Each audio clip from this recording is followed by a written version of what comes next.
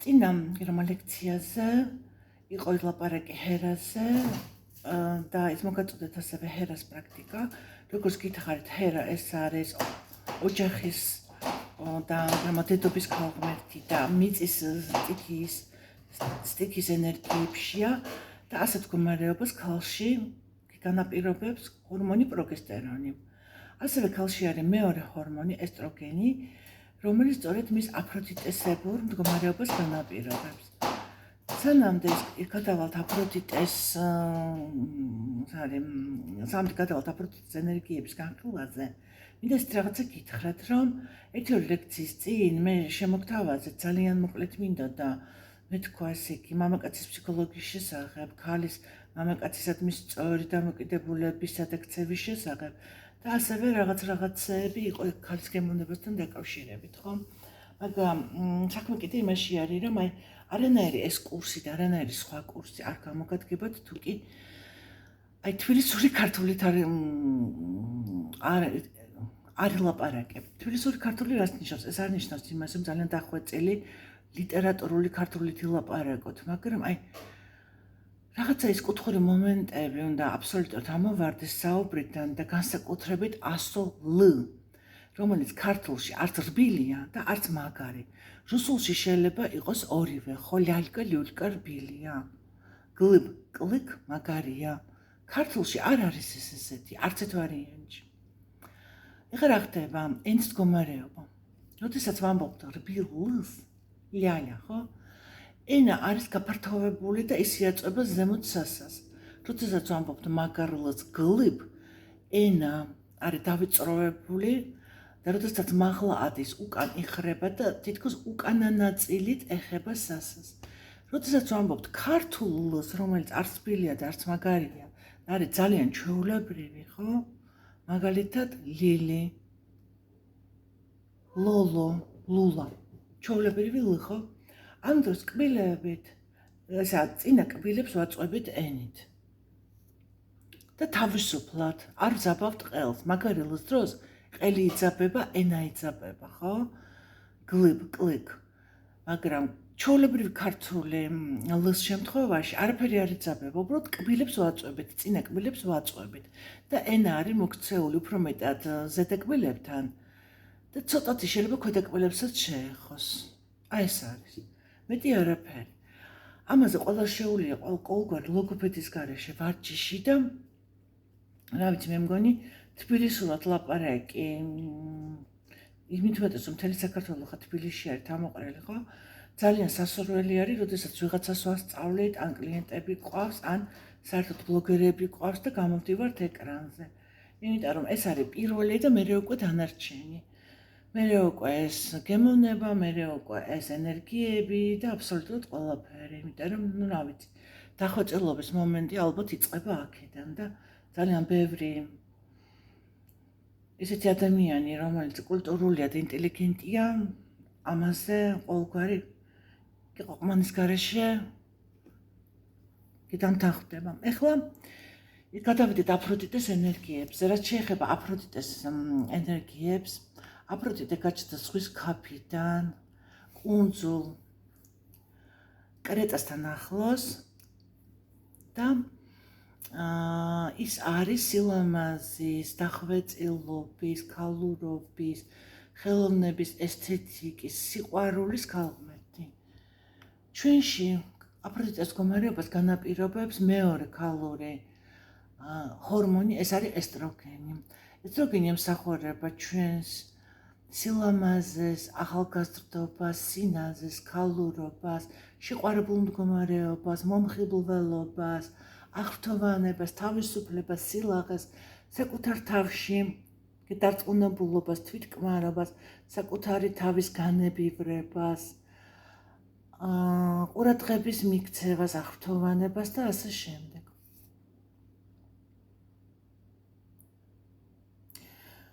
ქალი, რომელიც სავსე არის აფროდიტეს ენერგიებით, გარდა იმისა, რომ მამაკაცს იზიდავს, ის იზიდავს ზოგადად სოციუმს, ხო? ასეთი ენერგიებით, როდესაც არის იგივე მომსახურე პერსონაჟი მაღაზიაში თუ სალონში, ყოველთვის სხვა ქალთან და ამასთან შედარებით კლიენტი მივა, რა თქმა უნდა, ასეთ ქალთან, რომელიც აფროდიტეს ენერგიებით არის სავსე, რადგან ქვეცნობიერ დონეზე ყოველგვარი დაფიქრების გარეშე ის არის მიმზიდველი. ასევე, როდესაც ქალს ყავს უკვე ერთი თაყვანისმცემელი და ის უკვე თავის ქალურობას შეიგრძნობს, მაშინ ასევე ბუნებრივად იწევს ამ მდგომარეობის ამაღლება. და შეიძლება სულეთ აღარ უნდადეს ვიღაც ახალი თაყვანისმცემელი უკვე შეყვარებული იყოს, მაგრამ ის ისეთ მდგომარეობაშია, ისეთ ენერგიებს აფრქვევს, რომ როდესაც გადის ქუჩაში, ძალაუნებურად მას წერები, როგორც მწერები ყვავილს, ისე ეხვევიან სხვადასხვა ახალი მამაკაცები.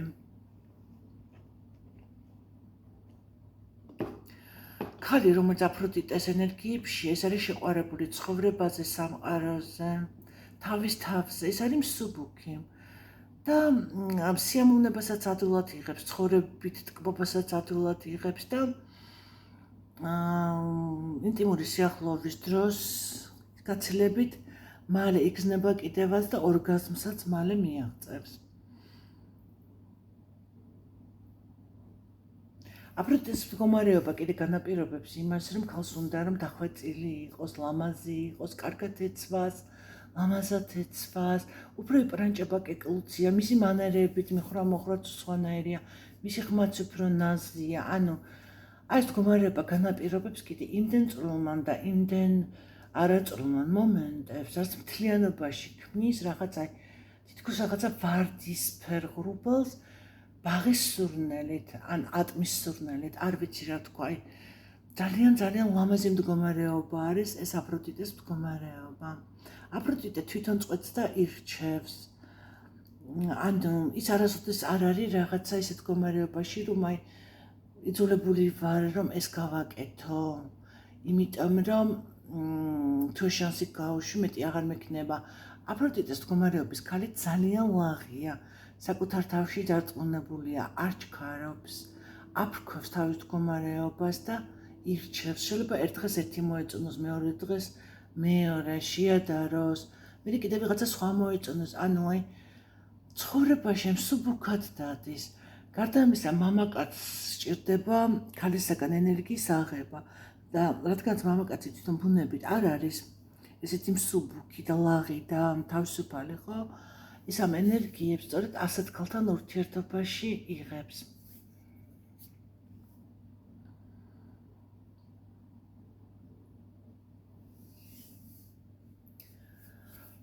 ეხლა როგორი მომენტი არის, კიდევ ვინდათ რომ გითხრათ, რომ მამაკაცი როდესაც შეიყვარებს ქალს, მას არ უნდა რომ ის შეიცვალოს, ანუ როგორიც გაიცნო და როგორიც მოეწონა, ის უნდა რომ სულ ისეთი იხილოს, ხოლო ქალი პირიქით როდესაც შეიყვარებს მამაკაცს, სულობს და ეჭიდავება, რომ ის რაღაცნაირად შეცვალოს და უფრო უკეთესი გახადოს. ანუ ქალი მამაკაცში პოტენციალს ხედავს, ხოლო მამაკაცი ქალში იდეალს. ეს არის მათი კიდევ მოწონების ნიუანსური განსხვავება. ქალი ასაკში იცვლება. ასევე შვილოსნობის შედეგადაც ქალი იცვლება. მაგრამ ყოველივე ამის დარეგულირება შეიძლება ამ აფროდიტეს მდგომარეობით. შეიძლება არ ყავდეს შეყვარებული, არც არავის მოწონდე და არც მოგწონდეს ვინმე, მაგრამ თუ კი იცი აფროდიტეს მდგომარეობა, შეგიძლია შეხვიდე ამ მდგომარეობაში და შენი ანუ როდესაც მენტალურად, ენერგეტიკულად შედიხარ ასეთ მდგომარეობაში, ის მერე ჰორმონალურ სისტემაზეც მოქმედებს და ძალაუნებურად ეს ესტროგენის რაოდენობა ორგანიზმში საკმაოდ მაღალი ხდება, რაც ქალს ძალიან ალამაზებს და ახალგაზრდობას უხანგრძლივებს. მინდათ გითხრათ, რომ ომარ ჰაიამის რუბაიში, ერთ-ერთ რუბაიში, ხო? არის ესეთი ფრაზა, რომ რაც არ უნდა გიყვარდეს ქალი, თუ არ ახარ დარწმუნებული, რომ მას ყველანაირად დააკმაყოფილებ და გააბედნიერებ, თავში იკავე. ესეთი რაღაცა ფრაზა არის ნათქვამი. ანუ ამით ის თქვა მინდა, რომ ქალში ძალიან გასაფრთხილებელი არის ბედნიერების მდგომარეობა. იმისათვის რომ ის იყოს ქალური, ახალგაზრდა, ჯანმრთელი, მომხიბლელი, მიმზიდველი, იმისთვის რომ შეძლოს რომ იყოს დედა, ან თუ უკვე დედა არის, რომ არჩელება დიდხანს იყოს თავის შვილებთან, იმიტომ რომ შვილისათვის დედა არის ძალიან მნიშვნელოვანი, ხო? რაც უფრო დიდხანს გვყავს დედა, ასაკშიც როცა გვყავს დედა, როცა დედა ჯანმრთელია, როდესაც დედას აქვს საშუალება და უნარი, რომ ისევ გამოიჩინოს თავისი სითბო და მზრუნველობა, ეს არის ნებისმიერი ადამიანისთვის, ქალისთვისაც და მამაკაცისთვისაც ძალიან კარგი. ამიტომ ქალს გაფრთხილება უნდა, როგორც დედებს უნდა გაუფრთხილდეთ, ასევე ის მით უმეტეს შეყვარებულებს, ცოლებს, დებს, ზოგადად გოგონებს უნდა მამაკაცები ძალიან გაუფრთხილდნენ და ეს ქალმაც უნდა იცოდეს, ანუ როდესაც ქალმა იცის, რომ მამაკაცი პირველ რიგში ქალს უნდა გაუფრთხილდეს და სწორედ ამით იფასობს მისი მამაკაცურობა, ხო? ის ნაკლებად ჩავარდება მსხვერპლის როლში.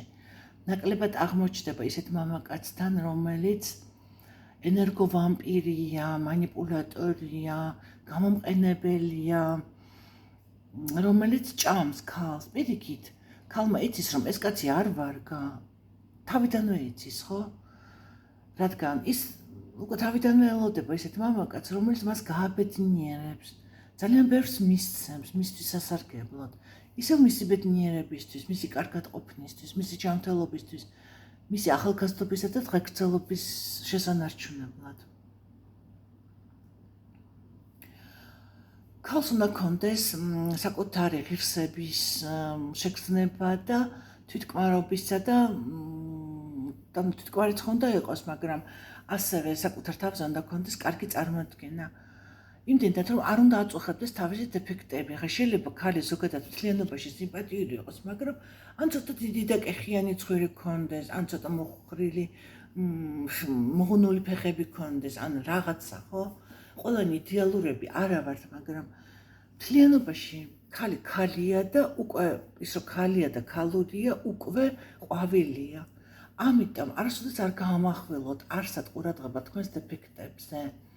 არსად არ დაიწყოთ წუწუნი, რომ ვაიმე გავსუქთი და უნდა გავხდე, ვაიმე სუქანი ან სქელი ფეხები მაქვს, ჩემი ცხვირი არ მომწონს და ესე შემდეგ. არავითარ შემთხვევაში პირიქით. სწორედ წარმოაჩინეთ ის, რაც გაქვთ კარგი, გამახვილეთ ყურადღება იმაზე, რაც გაქვთ ლამაზი და ისე ჩაიცვით, ისეთი მაკიაჟი გაიკეთეთ, ისეთი ფერები შეარჩიეთ, რომ აქცენტი გააკეთოთ თქვენს ლამაზ სხეულის ლამაზ ნაწილებზე და ის რაც უფრო ნაკლები არის, ის უფრო დამალოთ. აი, მაგალითად, ქალს რომელსაც ფეხები გაღონული აქვს, ხო? თუ მაინც უნდა რომ ცოტათი ფეხი გამოჩნდეს, ისეთ ადგილზე, ანუ გრძელკაბაზე, ისეთ ადგილზე უნდა გააკეთოს ის ჩახსნა, საიდანაც ფეხის გაღონულობა არ ჩანს. დავუშვათ გვერდიდან და არა წინან უკან. ესეთი ქალი, რომელიც დავუშვათ ფეხები გაღონულია, ხო, ჩაიცმევს შარვალს და გრძელკაბას და ჩახსნილს სწორ ადგილას. ასევე ხა თუ კი ქალს მაინც ძალიან კარგი მკერდი არ აქვს, მაგრამ ფეხები აქვს ლამაზი, ხო? შეიძლება რომ იხმაროს დახურული ყელი, დეკოლტე ქონდეს ზურგზე, თუ ლამაზი ზურგი აქვს, მინი ყაბა ჩაიცვას, ჩახსნილი ყაბა ჩაიცვას, მაგრამ თუ კი მკერდი აქვს ჩაჩუტული და ან ძალიან პატარა, ან ულამაზა, არავითარ შემთხვევაში არ უნდა გაამახვილოს ყურადღება მკერდზე, პირიქით. დახურული და შეიძლება იქ რაღაცა შარფი მოგდებული, იქ რაღაცა კიდე რაღაცა დამატებული, რაც ამ ფორმას ზემოდან გადაფარავს. აფროდიტეს ენერგიები ქალში ამატებს აი იმ იზიუმინკას, იმ ნელცაცხებლებს, იმ მარილს თუ აი არ ვიცი რა ვთქვა, ხო, რაღაცა სურნელს, რაც ყველაზე მეტად ჩვენში გამოკვეთავს სხვებთან შედარებით უპირატესობას, რასაც გამოყავართ უფრო წინა პლანზე. შემდეგ ლექციაში უკვე გავაკეთებთ აფროდიტეს პრაქტიკაზე. ახლა კი დროებით დაგემშვიდობ.